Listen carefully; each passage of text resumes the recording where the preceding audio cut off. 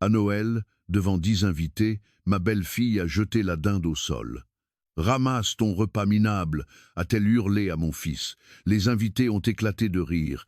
Mon fils s'est baissé, les mains tremblantes, pour nettoyer le sol. Je me suis levé calmement. J'ai ouvert ma vieille serviette en cuir et j'ai posé un dossier rouge devant elle. « Et voici ton cadeau », ai-je dit. Elle l'a ouvert. Son sourire arrogeant a disparu d'un coup. Son visage est devenu livide. Elle ignorait que je détenais la preuve de ces 50 000 € de dettes volées à mon fils. En une seconde, sa vie entière venait d'être ruinée. Mais comment sommes-nous arrivés à ce point de rupture? Pourquoi a-t-elle détruit la vie de l'homme qui lui a tout donné? Et que contenait exactement ce dossier rouge pour la faire s'effondrer ainsi? Avez-vous déjà vu une personne que vous aimez se faire détruire à petit feu par son conjoint? Dites-le moi dans les commentaires. Gardez cette scène en tête, car pour comprendre la violence de ma vengeance, il faut d'abord comprendre la cruauté de ses actes. Je m'appelle Anselme, j'ai 68 ans. Je suis un ancien ingénieur en génie civil. Toute ma vie, j'ai travaillé sur des chantiers. J'ai l'habitude des structures, des fondations, des murs porteurs. Je sais que si une fondation est pourrie, le bâtiment finit toujours par s'écrouler. Ma femme est décédée il y a 15 ans. Depuis, mon fils Jocelyn a été ma seule priorité. Jocelyne a 32 ans aujourd'hui. C'est un homme bien, calme, travailleur. Il est graphiste. Il a toujours eu un cœur trop tendre, incapable de dire non, incapable de blesser qui que ce soit. C'est exactement le genre de proie que les prédateurs recherchent. Il y a 3 ans, Jocelyne m'a présenté Chloé. Chloé avait 30 ans. Dès la première minute où elle a franchi la porte de ma maison, j'ai vu ses yeux scanner la pièce.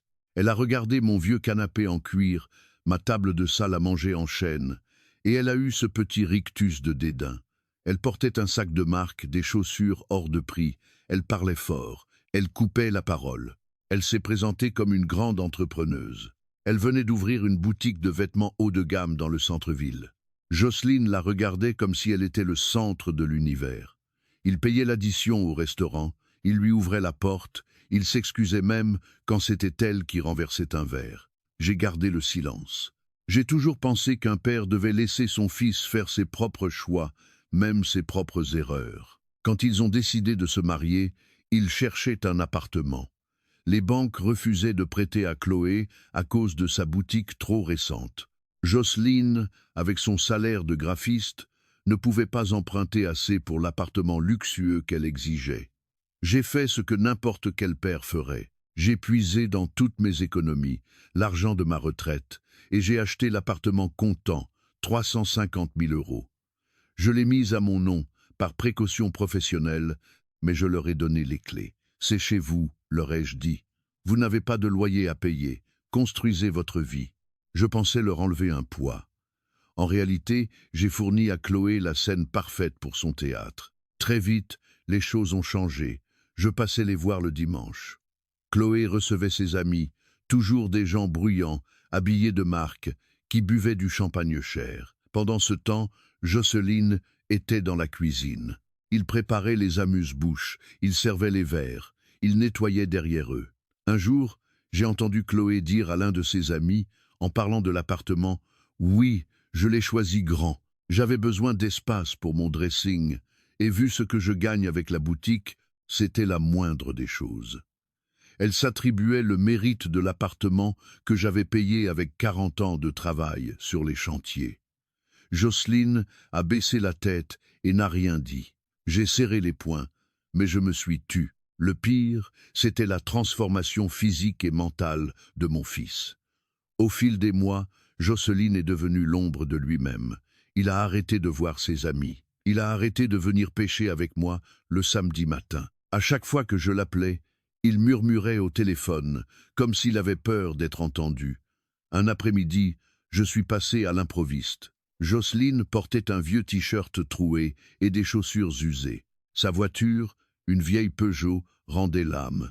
Je lui ai demandé pourquoi il ne s'achetait pas des vêtements neufs. Il m'a répondu, le regard fuyant. « Chloé a besoin de beaucoup de trésorerie pour sa boutique en ce moment. Les fournisseurs exigent des paiements en avance. Mon salaire part dans les frais courants et ses commandes. C'est normal, c'est un investissement. Je l'ai regardé. Il avait perdu du poids. Ses yeux étaient cernés. Je voyais la structure de mon fils s'effriter. J'ai posé une question simple à Jocelyne. Est-ce que tu as accès au compte de sa boutique? Est-ce que tu sais combien elle gagne? Il a secoué la tête. Non, elle gère ça. Elle dit que je ne comprends rien au monde des affaires. La violence économique est silencieuse. Elle ne laisse pas de bleu sur la peau, mais elle détruit l'esprit. Chloé gaslightait mon fils en permanence. Elle lui répétait qu'il était un raté avec son petit boulot de graphiste, qu'il avait de la chance qu'une femme d'affaires comme elle veuille bien de lui. Elle contrôlait ses mots de passe, elle vérifiait son téléphone. Elle le vidait de son argent et de sa dignité pendant qu'elle continuait de s'acheter des robes à 500 €. Que feriez-vous si vous voyiez votre enfant se faire détruire ainsi? Interviendriez-vous de force ou attendriez-vous la preuve irréfutable? Répondez-moi en commentaire. Pour moi, le point de non-retour est arrivé 3 mois avant ce fameux Noël. C'était l'enterrement de ma petite sœur, la tante de Jocelyne. Un jour de pluie froide, typique du mois de septembre. Jocelyne est arrivée au cimetière le premier. Il portait un costume noir, mais le tissu était élimé au niveau des coudes, et la chemise n'était pas à sa taille. Il avait l'air d'un mendiant dans une cérémonie solennelle. Il pleurait la mort de sa tante. Le prêtre a commencé son discours. 30 minutes plus tard, un moteur a rugi à l'entrée du cimetière. Une Audi Accept flambant neuve, noire et brillante, s'est garée sur le gravier avec fracas. Les portières ont claqué. Chloé est sortie, suivie de ses parents, Hervé et Nadine. Ils étaient habillés comme pour aller à une soirée mondaine au lieu d'un enterrement. Chloé portait un grand chapeau noir, des lunettes de soleil. Ils ont rejoint notre groupe en marchant bruyamment. Chloé n'a même pas regardé le cercueil. Elle s'est plantée à côté de Jocelyne et, en plein milieu de la prière, elle a dit d'une voix parfaitement audible « Tu as oublié mon parapluie dans le coffre. Tu es vraiment un incapable, regarde mes chaussures, elles sont pleines de boue. » Jocelyne a bredouillé des excuses. Il a fait un pas pour aller chercher le parapluie. Je l'ai retenu par le bras. J'ai regardé Chloé dans les yeux. « Reste à ta place, Jocelyne. Et toi. Chloé m'a foudroyé du regard. Ses parents, Hervé et Nadine, ont immédiatement réagi. Hervé s'est approché, le torse bombé. « Écoutez, Anselme, ce n'est pas parce que vous êtes en deuil que vous devez parler ainsi à ma fille. Elle a fait l'effort de venir malgré son emploi du temps de chef d'entreprise. Jocelyne aurait pu penser au parapluie. Ce garçon n'a aucune initiative. C'est d'ailleurs pour ça qu'il stagne dans sa petite agence. » Nadine a renchéri en ajustant son foulard en soie. « C'est vrai, Chloé porte toute la pression financière du couple sur ses épaules. La moindre des choses, c'est que votre fils soit utile. » Je n'ai pas répondu. Je n'allais pas faire un scandale au-dessus de la tombe de ma sœur. Mais, à cet instant précis, j'ai cessé d'être un père inquiet. Je suis redevenu l'ingénieur. J'ai analysé la structure ennemie. Chloé, Hervé et Nadine. Ils vivaient dans une illusion de grandeur, financée par le sang de mon fils. Ils le méprisaient ouvertement. Ils pensaient que j'étais un vieux retraité faible et inutile. Après l'enterrement, nous nous sommes retrouvés dans un café pour nous réchauffer. Jocelyne est allée commander les boissons. Quand il est revenu avec le plateau, ses mains tremblaient à cause du froid et de la fatigue. Il a posé le plateau sur la table. Une goutte de café a débordé de la tasse de Chloé. Elle a poussé la tasse violemment. Le café brûlant a éclaboussé la chemise de Jocelyne. « Tu le fais exprès ?» a-t-elle craché. « Je t'avais dit que je voulais un cappuccino au lait d'avoine. Tu ne sers vraiment à rien. Va m'en chercher un autre, et avec ton propre argent cette fois, je ne vais pas payer pour tes erreurs. » Jocelyne s'est excusée encore une fois. Il a sorti sa carte bancaire et est retourné au comptoir, la tête baissée, sous les regards amusés d'Hervé et Nadine. Je suis rentré chez moi ce soir-là avec une rage froide. L'architecte qui construit un piège ne crie pas, il dessine des plans. Le hasard est parfois le meilleur des alliés. 2 jours après l'enterrement, Jocelyne est passée à la maison. Il était épuisé. Il a dormi sur mon canapé pendant 3 heures. En partant, il a oublié sa sacoche de travail. À l'intérieur, il y avait son ordinateur portable. Je n'ai jamais fouillé dans les affaires de mon fils. Jamais. Mais ce soir-là, l'écran de l'ordinateur s'est allumé pour signaler que la batterie était faible. L'ordinateur n'était pas verrouillé. Sur l'écran, la boîte de réception de Jocelyne était ouverte. Un email récent a attiré mon attention.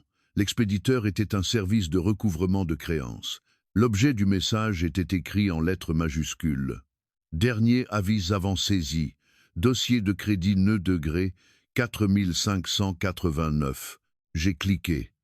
Mon cœur battait fort. Je lisais les lignes sur l'écran et je ne voulais pas y croire. L'email indiquait que Jocelyne avait contracté 4 prêts à la consommation différents au cours des 2 dernières années, pour un montant total de 50 000 €. Les mensualités n'étaient plus payées depuis 3 mois. La société de crédit menaçait d'engager une procédure de saisie sur les biens de Jocelyne et de bloquer ses comptes bancaires à la fin du mois. 50 000 €. Jocelyne n'avait jamais dépensé une telle somme. Il roulait dans une voiture qui valait à peine 1 000 €. Il portait des costumes usés. Il n'allait pas au restaurant. J'ai imprimé l'email. J'ai refermé l'ordinateur. Le lendemain matin, à la première heure, j'ai appelé Marc. Marc est un de mes plus vieux amis. Nous avons joué au rugby ensemble dans notre jeunesse. Aujourd'hui, il est directeur d'une agence bancaire dans la région. Je l'ai retrouvé dans un bureau discret de sa banque. Je lui ai montré l'email imprimé. « Marc, j'ai besoin de savoir ce qui se passe. Mon fils est en train de couler et je dois comprendre d'où vient l'eau. » Marc a regardé le document. Il a tapé quelques informations sur son ordinateur sécurisé. Il a accès au fichier national des incidents de remboursement des crédits aux particuliers. Son visage s'est assombri. Il m'a regardé au-dessus de ses lunettes. « Anselme, c'est pire que ce que tu crois. Jocelyne a bien 50 000 € de dettes à son nom. Des crédits renouvelables, les pires qui existent, avec des taux d'intérêt exorbitants. Mais regarde les relevés d'opérations que je peux voir. » Marc a tourné son écran vers moi. Il m'a pointé du doigt les lignes de dépenses. Dès que les fonds des crédits étaient débloqués sur le compte de Jocelyne, ils étaient immédiatement virés sur un autre compte. Un compte professionnel. Le compte de la boutique de Chloé. Elle s'est servie de lui comme d'une pompe à fric, Anselme, a dit Marc doucement. Elle a contracté ses prêts au nom de Jocelyne. Et ce n'est pas tout. Les mouvements sur le compte professionnel de la boutique montrent que l'entreprise ne fait aucun chiffre d'affaires. La boutique est morte depuis 8 mois. Elle est en cessation de paiement officieuse. L'argent des crédits de Jocelyne n'a pas servi à sauver la boutique. Il a servi à payer des achats personnels, des sacs de luxe, des restaurants étoilés, des locations de voitures haut de gamme et des virements vers le compte de ses parents, Hervé et Nadine. Le choc m'a frappé de plein fouet. La boutique n'était qu'une façade. Chloé n'était pas une entrepreneuse à succès. C'était une escroque. Un parasite qui aspirait la vie de mon fils pour entretenir son illusion de richesse et celle de sa famille. Elle avait volé l'identité financière de Jocelyne. Elle l'avait endettée jusqu'au cou pour s'acheter du luxe. Et parce que Jocelyne, par amour et naïveté, lui avait donné procuration sur tous ses comptes personnels, elle avait agi en toute impunité. Marc a continué ses recherches. Il a poussé un petit sifflement. « Attends, il y a un détail intéressant. Pour obtenir le dernier crédit de 20 000 €, il fallait une garantie plus solide. Jocelyne n'avait pas les revenus suffisants. Chloé a ajouté des garants au dossier. Hervé et Nadine. Ses parents se sont portés caution solidaire pour ce prêt spécifique en hypothéquant une partie de la valeur de leur propre maison. J'ai souri. Un sourire sans joie. Un sourire d'ingénieur qui vient de trouver le mur porteur de l'ennemi. Les parents de Chloé, qui se croyaient si supérieurs, étaient attachés à la même bombe à retardement. Ils avaient hypothéqué leur sécurité financière pour financer le style de vie artificiel de leur fille. « Marc, est-ce que tu peux m'imprimer tout ça? Les contrats de prêt, les historiques de virement, les signatures, tout. C'est confidentiel, Anselme. Si je fais ça, je risque ma place. » Je l'ai regardé droit dans les yeux. Marc, elle est en train de tuer mon fils, légalement. Si je n'interviens pas maintenant, Jocelyne ira en prison pour fraude, où il se suicidera à cause de la pression. J'ai besoin de ses papiers. Marc a hoché la tête en silence. Il a lancé les impressions. Le bruit de l'imprimante crachant les pages était le son d'une guillotine qu'on prépare. Il a mis tous les documents dans une chemise cartonnée de couleur rouge, le fameux dossier rouge. « Qu'est-ce que tu vas faire ?» m'a demandé Marc en me tendant le dossier. « Je vais démolir un bâtiment toxique, brique par brique. » J'avais les preuves matérielles. La fraude financière était prouvée. Mais la preuve ne suffit pas. Il fallait réveiller la victime. Le soir même, j'ai appelé Jocelyne. Je lui ai donné rendez-vous dans un vieux bistrot, en dehors de la ville, un endroit où Chloé ou ses amis n'iraient jamais. Quand il est arrivé, il avait l'air épuisé, nerveux, regardant constamment son téléphone. « Elle m'attend pour le dîner, papa. Je ne peux pas rester longtemps. Si je suis en retard, elle va encore crier. » J'ai poussé le dossier rouge sur la table de la brasserie. J'ai commandé 2 cafés noirs. « Assieds-toi, Jocelyne. Ouvre ce dossier et ne parle pas avant d'avoir tout lu. » Il a hésité. Il a pris le dossier d'une main tremblante. Il a commencé à lire les contrats de crédit, les montants, les signatures. Au début, il fronçait les sourcils comme s'il lisait une langue étrangère. Puis, la compréhension est arrivée. Son visage est passé par toutes les couleurs, la confusion, le déni, la peur et enfin la dévastation. « Je n'ai jamais signé ça, » a-t-il bégayé, la voix brisée. « C'est 20 000 euros, c'est 15 000 euros. Je n'ai jamais demandé ces crédits. Papa, je te jure, les signatures ressemblent aux miennes, mais ce n'est pas moi. » Il a tourné les pages. Il a vu les relevés de virement. L'argent qui partait directement sur le compte de la boutique de Chloé, puis les dépenses de Chloé, le sac à 3 000 euros, la voiture de location, les transferts à ses parents. Les larmes ont commencé à couler sur les joues de mon fils.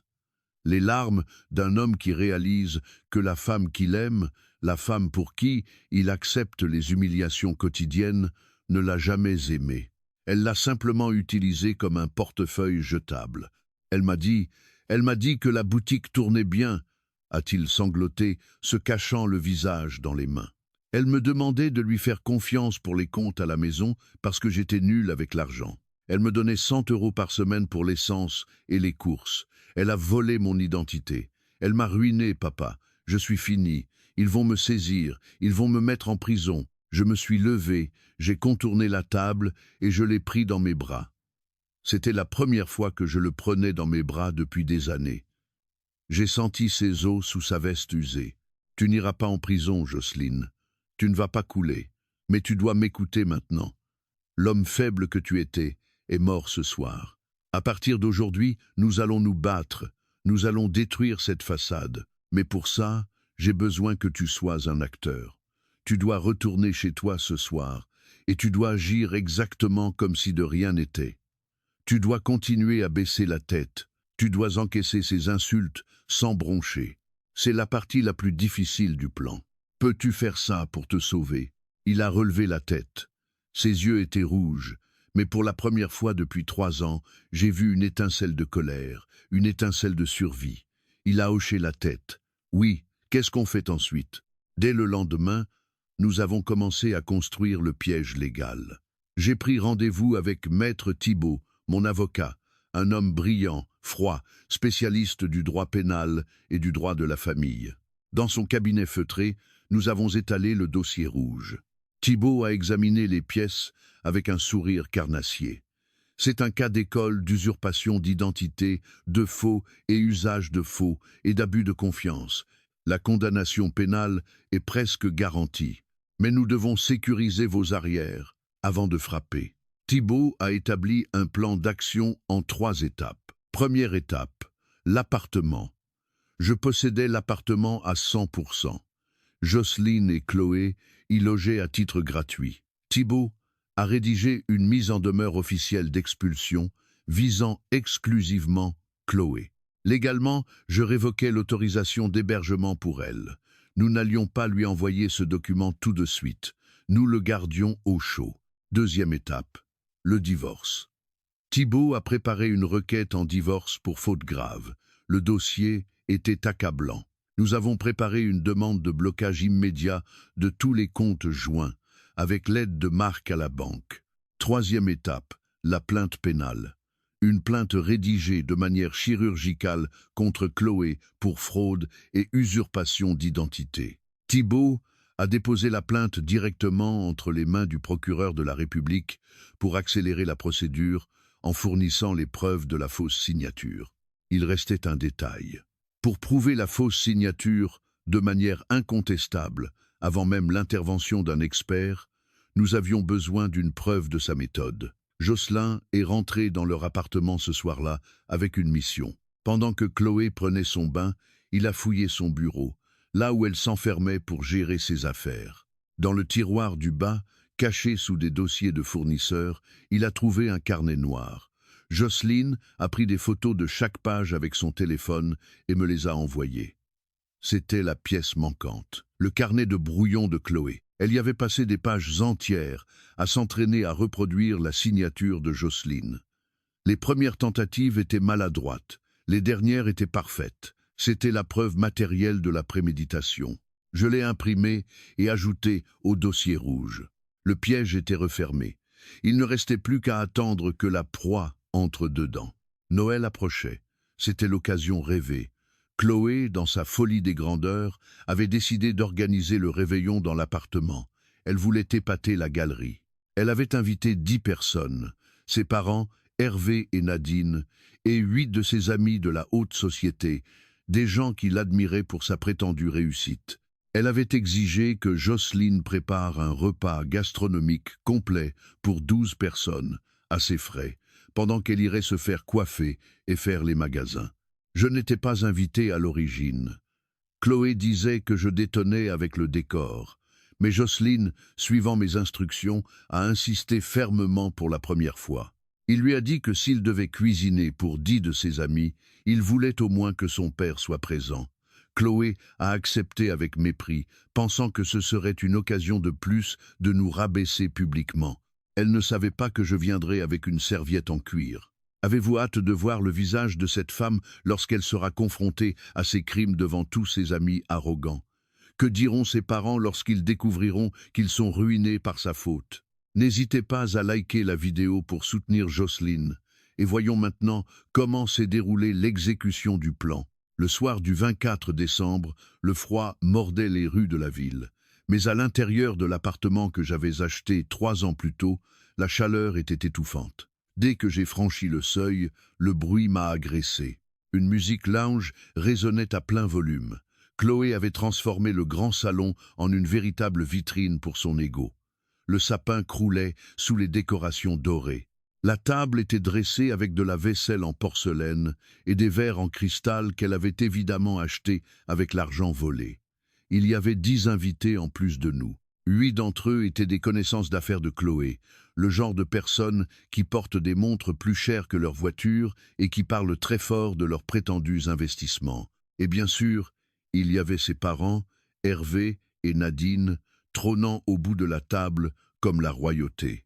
J'ai posé mon manteau et ma vieille serviette en cuir dans un coin de l'entrée. Personne n'est venu m'accueillir. Chloé m'a jeté un regard en coin, a soupiré de manière théâtrale en voyant mon pull en laine ordinaire, puis s'est retournée vers ses amis avec un grand rire forcé, une coupe de champagne à la main. Où était Jocelyne? Dans la cuisine, bien sûr. Je l'ai trouvé le front couvert de sueur, le tablier taché, jonglant entre 3 poêles et le four. Il préparait ce dîner depuis 6 heures du matin. Il avait l'air épuisé, vidé. Quand il m'a vu, il a esquissé un petit sourire nerveux. « Ça va aller, papa », a-t-il chuchoté, comme pour se convaincre lui-même. Le dîner a commencé. Je me suis assis en bout de table, silencieux, observant la structure. Chloé monopolisait la conversation. Elle racontait à quel point sa boutique de vêtements marchait bien, comment elle venait de signer un contrat d'exclusivité avec une marque italienne. Mensonge sur mensonge. Ses amis buvaient ses paroles et vidaient les bouteilles de vin prestigieux que Jocelyne servait sans relâche. Hervé, son père, me lançait des regards condescendants de temps en temps. « Alors, Anselme, La retraite, pas trop ennuyeux de ne rien faire de ses journées. Chloé, elle, travaille 100 heures par semaine. C'est pour ça qu'elle peut s'offrir ce style de vie. J'ai simplement hoché la tête, prenant une gorgée d'eau. Les fondations de leur arrogance étaient si fragiles qu'ils ne sentaient même pas les fissures. Le moment de servir le plat principal est arrivé. Jocelyn a apporté la dinde. Une pièce magnifique, rôtie à la perfection, entourée de marrons et de pommes de terre. Le plat était lourd, en fonte.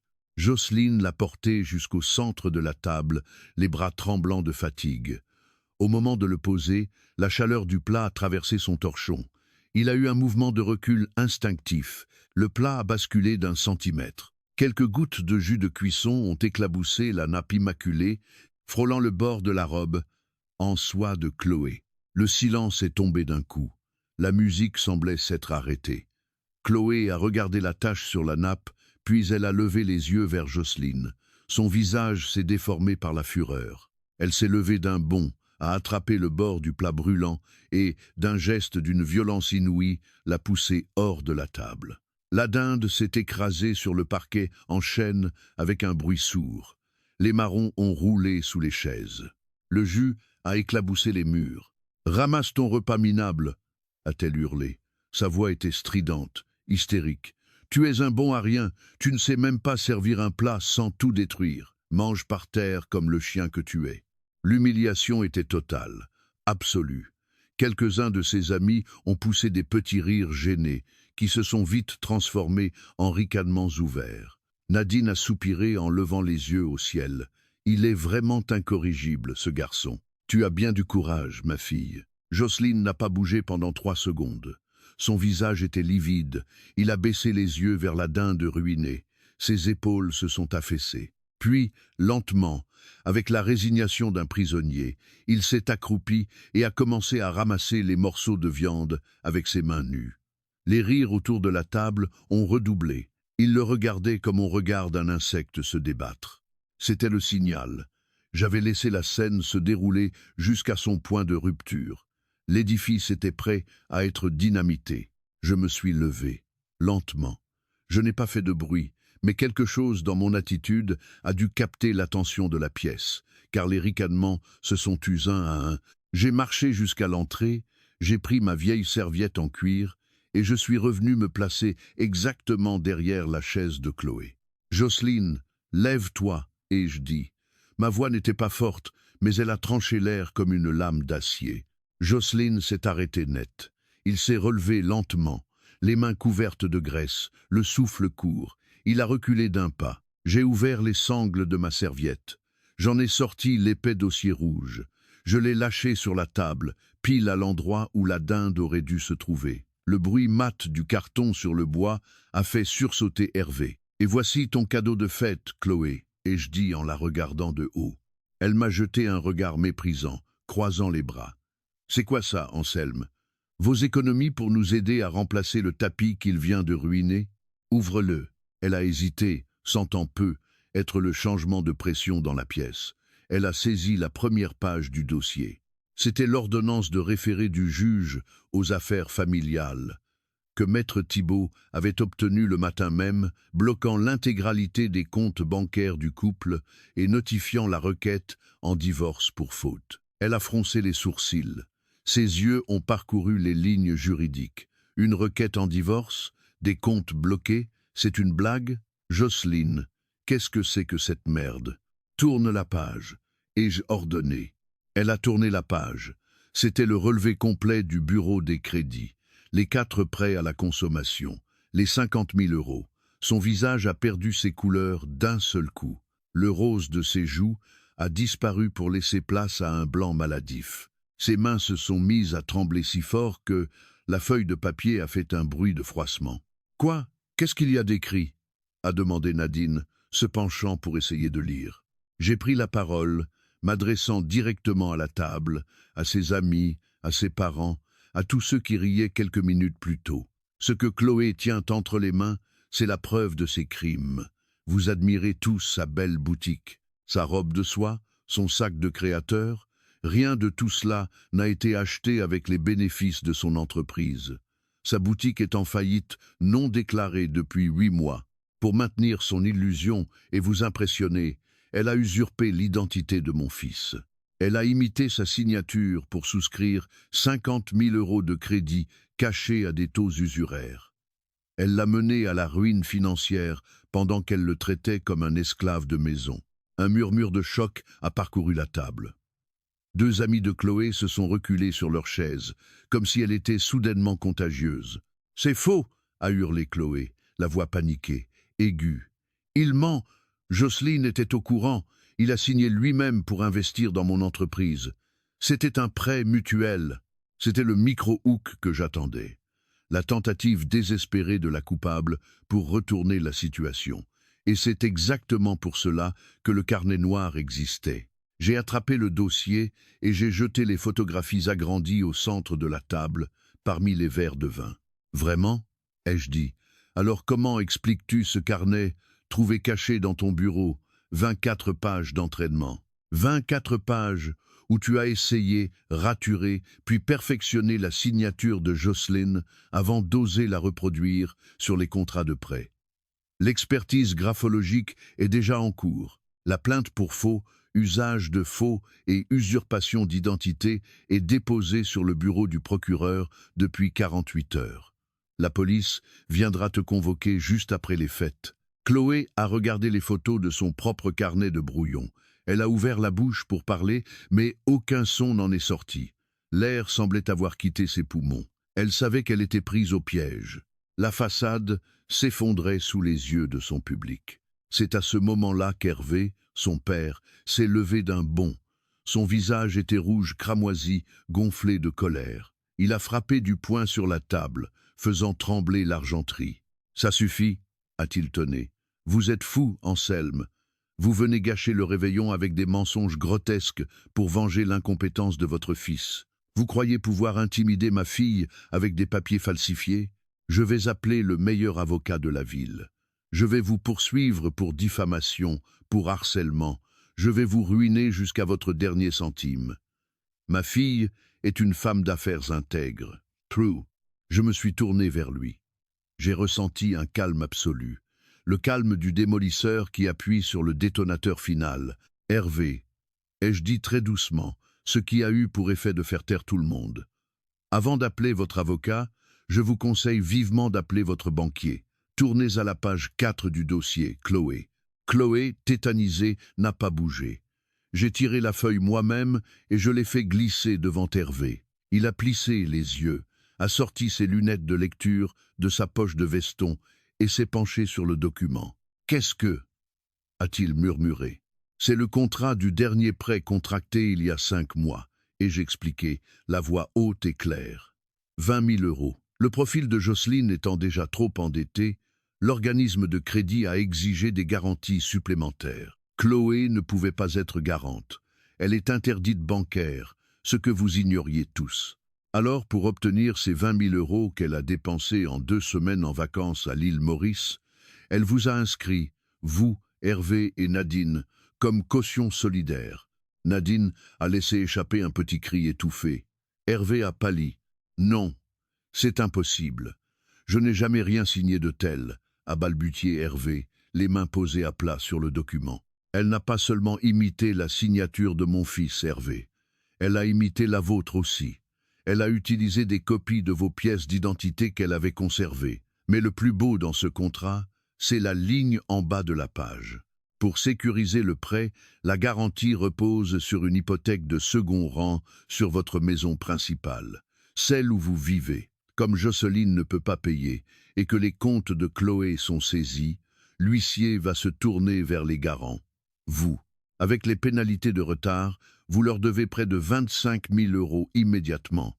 Si vous ne payez pas, votre maison sera saisie et vendue aux enchères d'ici l'été. Hervé a lâché le papier comme s'il brûlait. Ses jambes ont semblé céder sous son poids. Il est retombé lourdement sur sa chaise. Il a tourné la tête vers sa fille.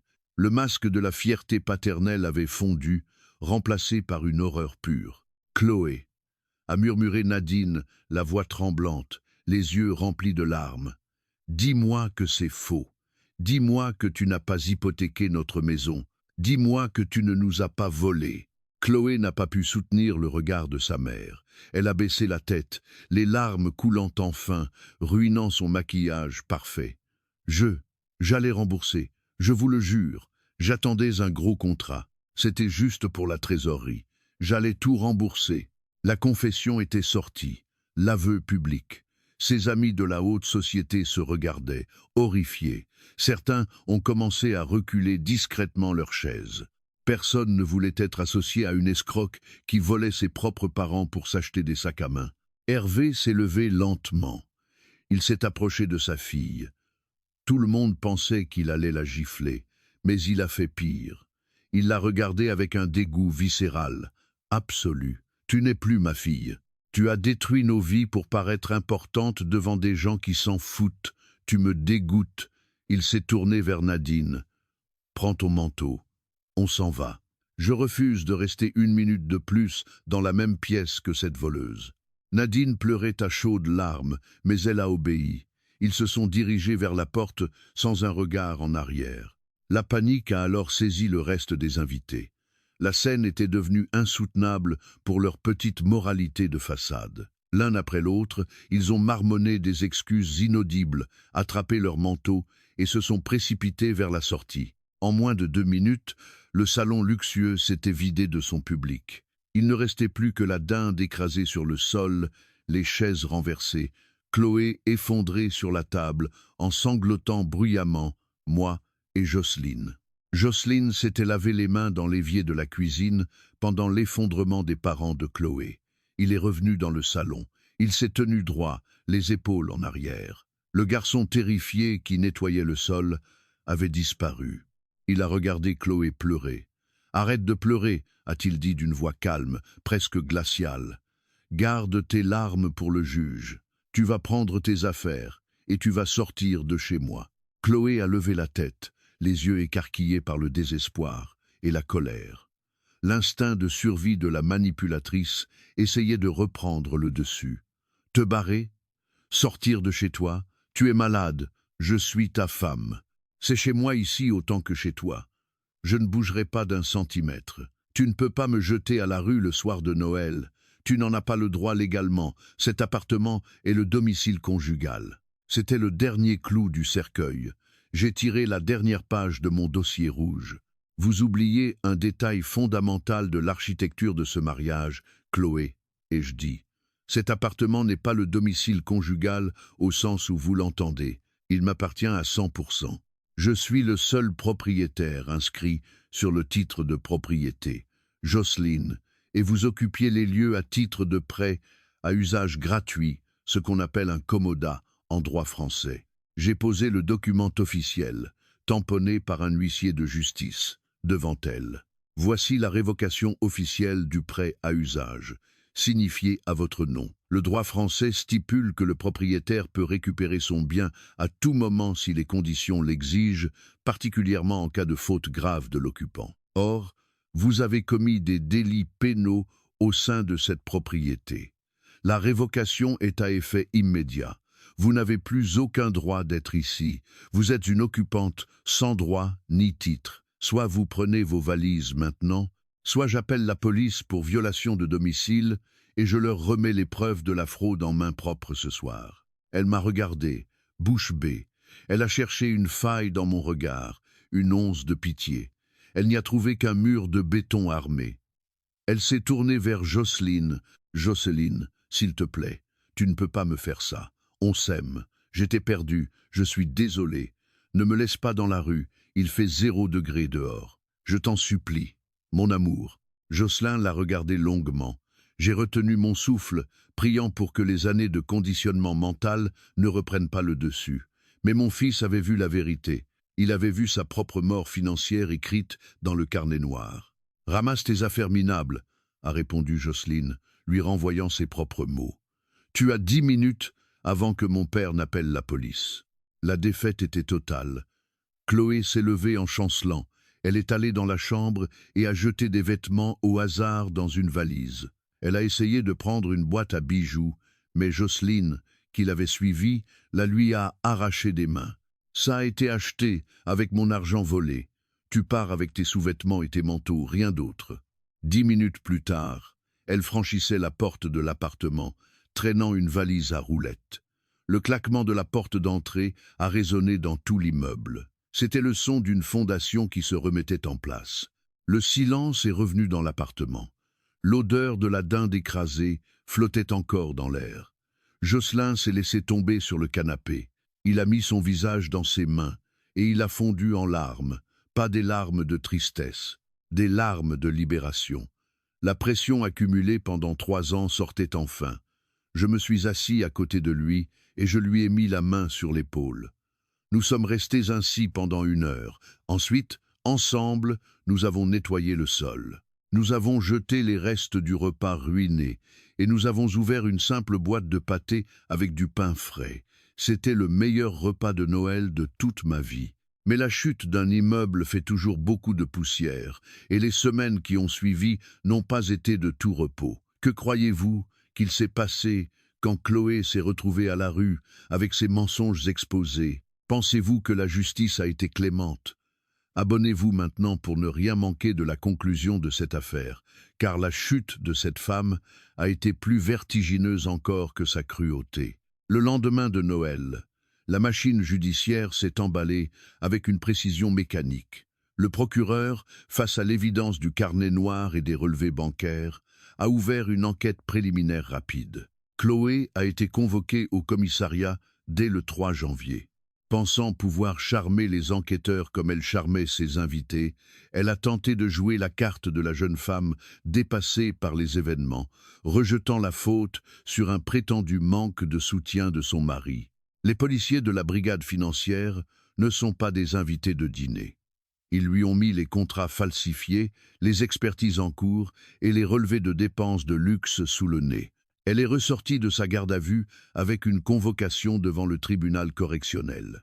En parallèle, la réalité financière l'a rattrapée à la gorge. Les comptes bloqués l'ont empêché de payer le loyer du local de sa fausse boutique.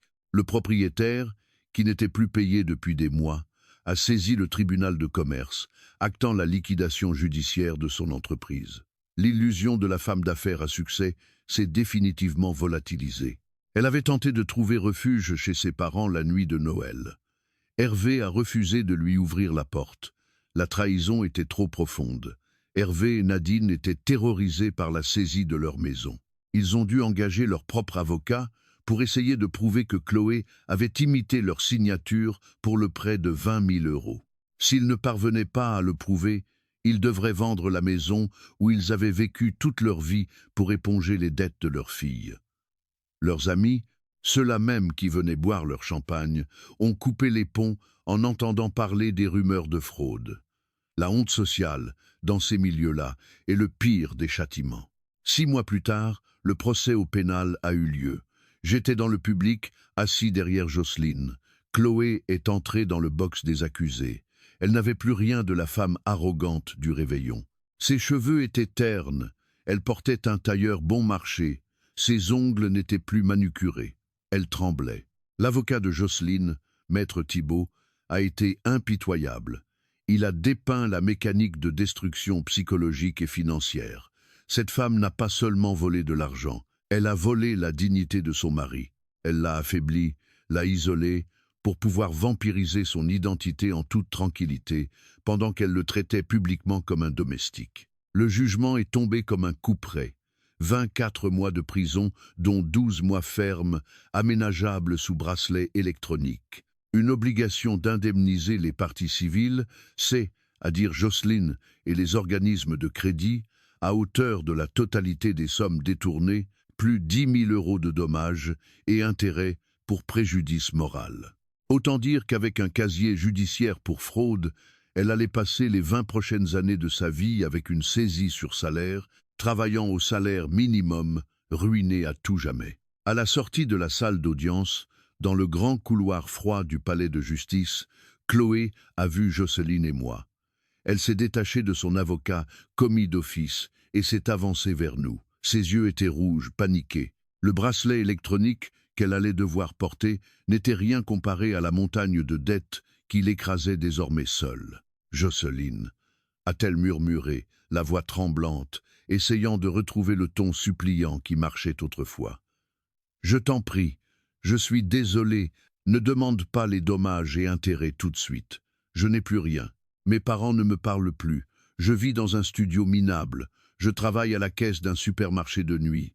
Je vais payer, je te le promets. Mais laisse-moi du temps. Aide-moi, s'il te plaît. Jocelyne l'a regardé. Il a croisé les bras. Sa posture était solide. L'homme brisé n'existait plus. « Tu te souviens de la dinde de Noël ?» a-t-il dit calmement. « Tu l'as jetée par terre. Tu m'as dit de ramasser mon repas minable. Aujourd'hui, c'est ta vie qui est par terre, Chloé. Et tu vas en ramasser chaque morceau toute seule. Ne m'adresse plus jamais la parole. » Il s'est retourné et s'est dirigé vers la sortie du tribunal. Je suis resté une seconde de plus face à elle. Je l'ai regardée droit dans les yeux. « Dans la construction, Chloé, on apprend une règle absolue. » Lui ai-je dit avec la même froideur que le soir de Noël. Si tu creuses sous les fondations des autres pour te surélever, la terre finit toujours par s'effondrer sur toi. Tu as creusé ta propre tombe. Profite bien du paysage. Je l'ai laissé là, seul au milieu du couloir, pleurant silencieusement sur les ruines de sa propre vie. Aujourd'hui, une année entière s'est écoulée depuis cette fameuse nuit. Le divorce a été officiellement prononcé. Jocelyne a repris sa vie en main avec une résilience qui force mon admiration. Libéré de l'emprise psychologique et financière de cette femme, il a retrouvé son énergie, sa créativité. Il a quitté son petit emploi pour lancer sa propre agence de graphisme en indépendant et les contrats affluent. Son dos est droit, son rire a réapparu. Il vient pêcher avec moi le samedi matin. L'appartement est maintenant un lieu paisible, lumineux, sans faux semblants ni cris hystériques.